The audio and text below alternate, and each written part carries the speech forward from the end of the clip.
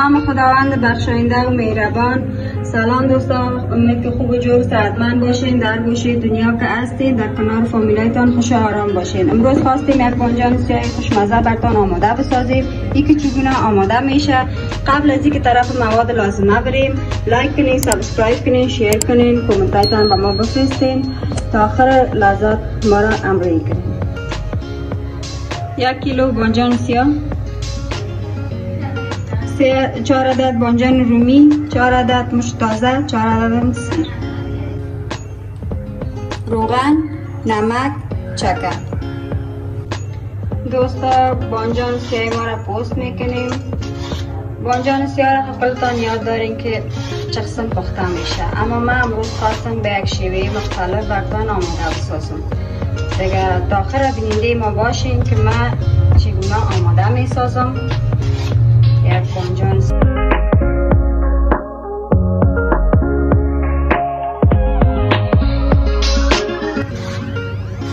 این دوستا بانجان پوست شد.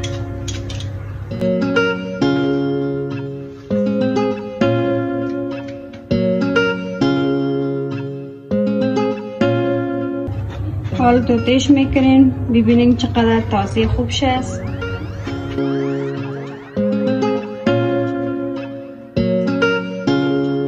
یک بانجان سیاه خوشمزه آماده میشه.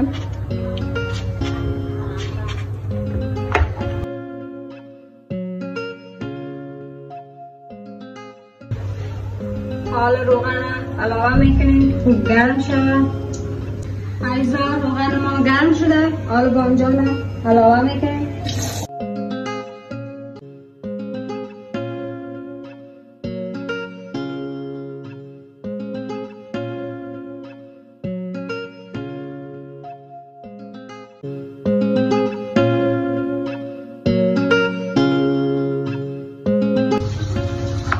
حال بانجان میشه نزدیک توتا میکنیم.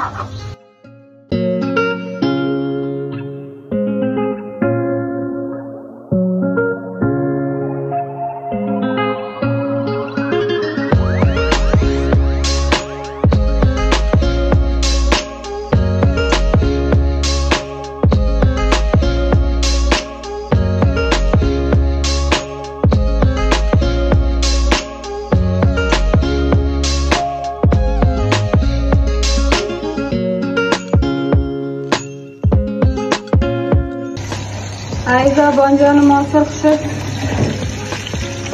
حالا میکشیم.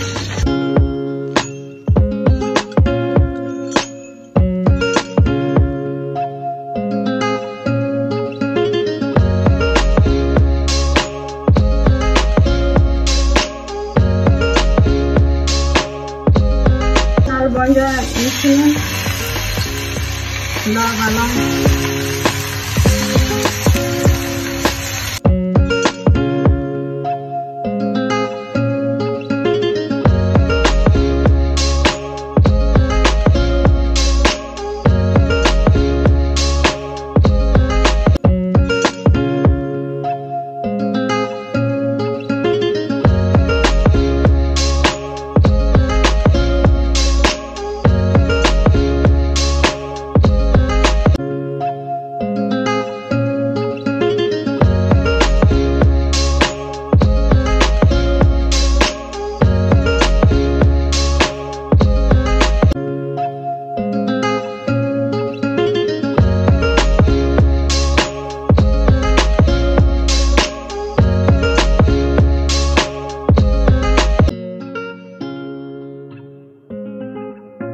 Five minutes later.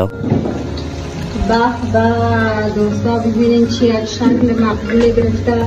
ببینین اجزا کنال میکشیم که طرفتان خنده میکنه.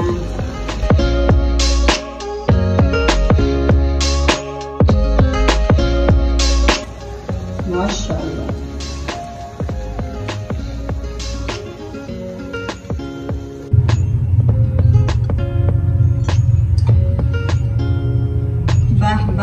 چی یک شکل مقبول گرفته.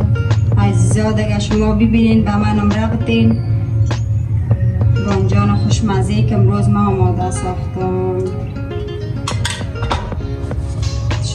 طرف شما من نوش جان میکنم، جایتان عزیزا خالی.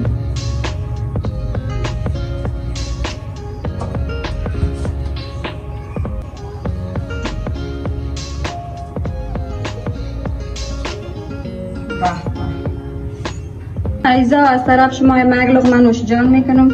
چگونه آماده شده؟ بسیار عالی، بسیار مزه‌دار، خوشمزه. شما میتونین کزی بانجان، برانی بانجان شما آماده بسازین، همراه فامیلایتان نوش جان کنین.